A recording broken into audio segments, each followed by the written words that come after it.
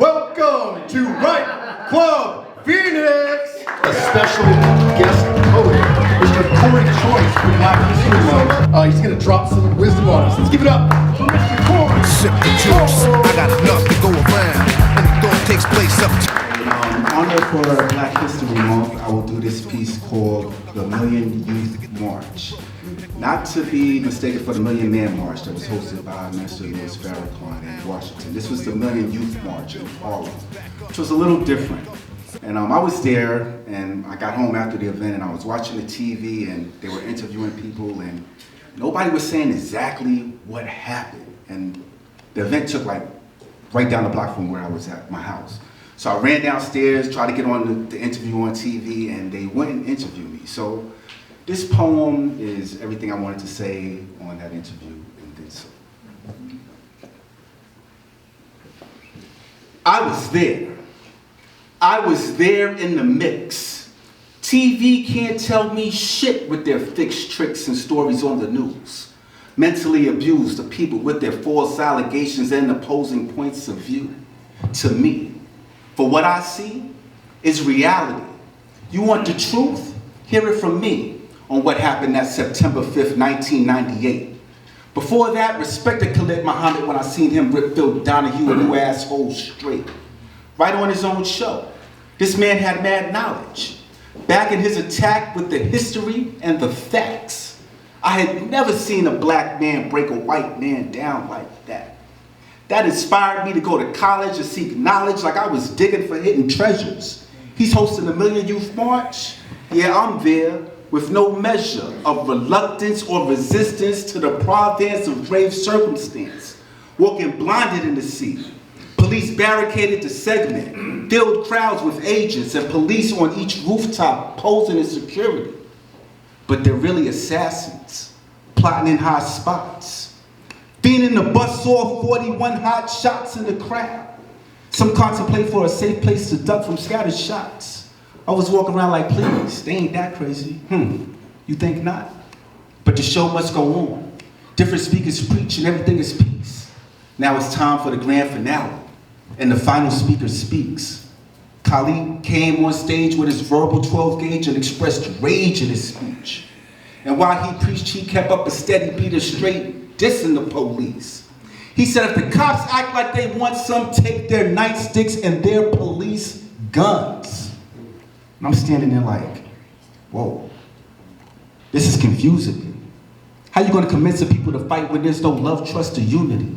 Scrutiny in my heart swelled my eyes as I gazed and watched Khalid and his bodyguards stuck off stage. That tough guy role you just played, I see through. You that uptight, stand up and fight with your people. Up until the time released, the violence stayed to cease. I hear a woman's voice saying everybody leave in peace.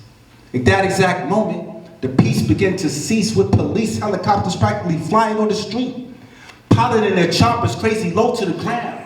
The only reason they doing this is to provoke the crowd. People started getting pissed instantly, middle fingers went up like this. But the trouble has yet to begin. Look to my right, and police were closing in.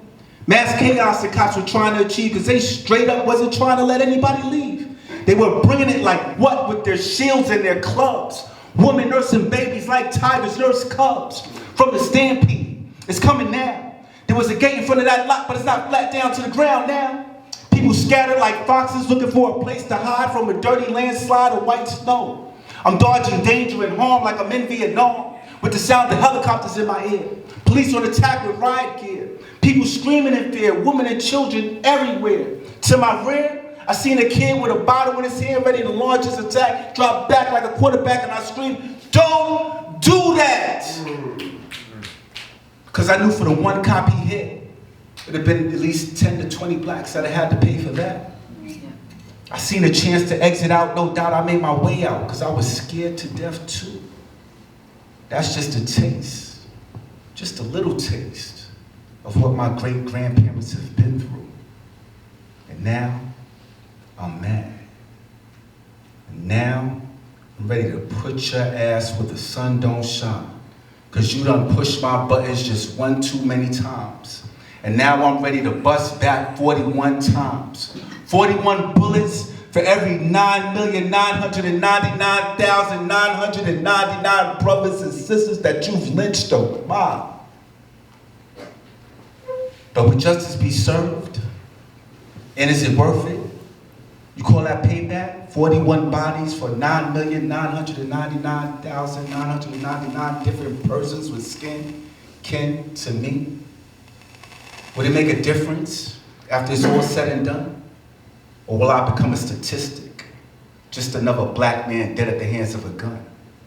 I wouldn't have made a difference. Fred Hampton made a difference. Martin Luther King Jr. made a difference.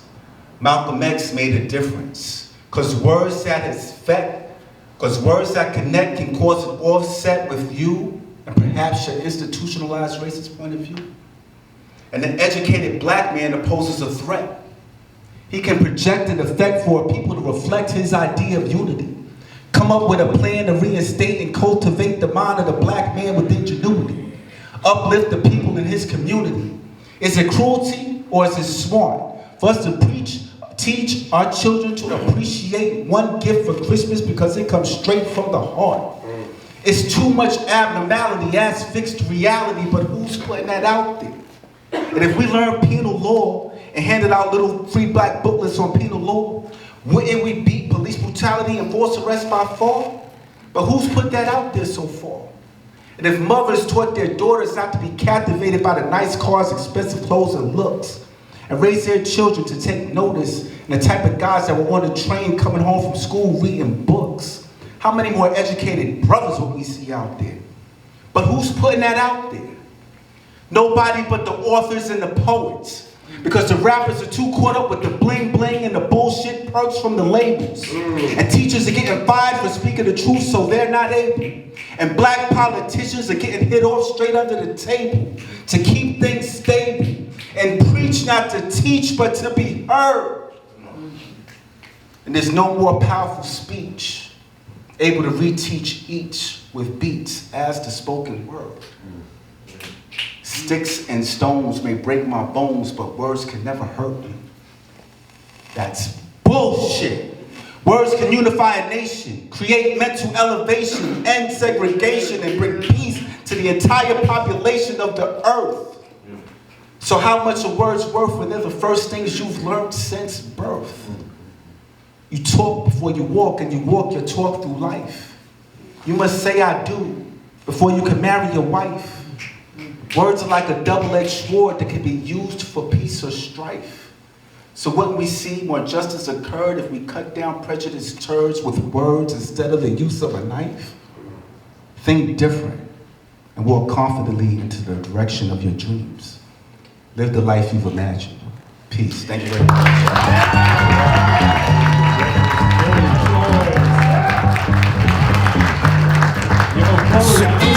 I got enough to go around, and the thought takes place uptown. We can get your book.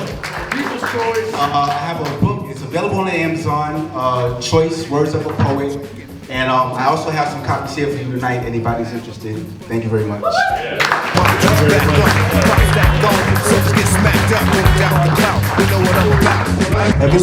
knocking it out.